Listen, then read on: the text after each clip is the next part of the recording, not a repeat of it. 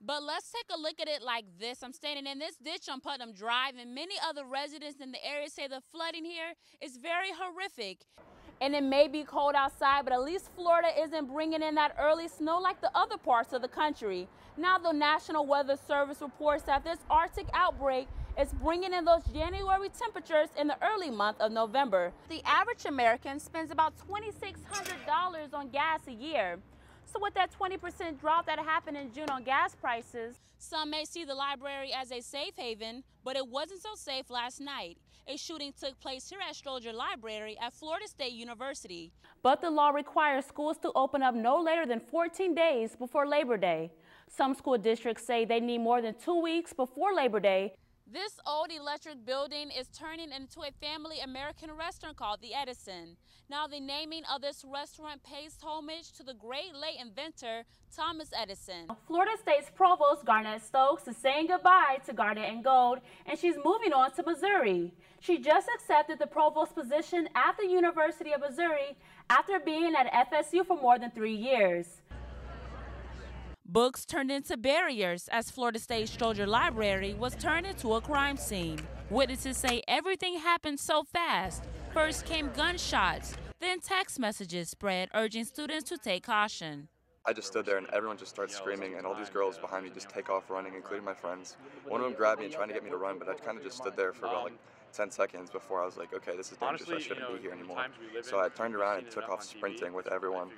The FSU Police Department say it was fast communication that helped the students. The shooter, identified as alumnus Myron May, was in the building. He then exits the library where he's confronted by FSU police officers and Tallahassee Police Department police officers. He refuses to surrender. As a result of this encounter, Mr. May is shot and killed by the officers. Police say they responded to the reports of the gunfire within 3 to 5 minutes. 2 students and 1 employee were wounded with gunshots. Amos P. Godby High School's math teacher, Ken Fierson, feels that too many standardized tests were given to his students.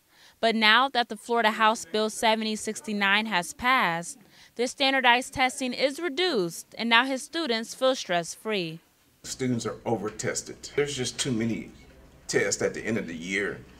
Even though Fierson prepares his students for the standardized test, he prefers to teach the math set for his class. And actually, it takes up some of the actual class time. I mean, we're not all the way through the book. And luckily, the bill removes the end-of-course exams in every single subject at every single grade.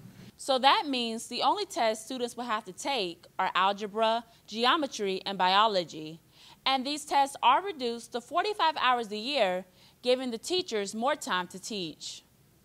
Senator Bill Monfort, who helped propose the bill, believes the test should be cut back even more. Because what has happened is what has made schools enjoyable and certainly a learning environment, we have damaged that by requiring too many tests. Students shouldn't dread going to school. Students shouldn't dread a test any more than we normally would. Number 17, what number is that? Three. And for teachers like Fierson, the evaluations from student data will also decrease from 50% to 33%. For News 20 at 5, I'm Brittany Collins. Most of our prescribed medicine comes from the local drugstore.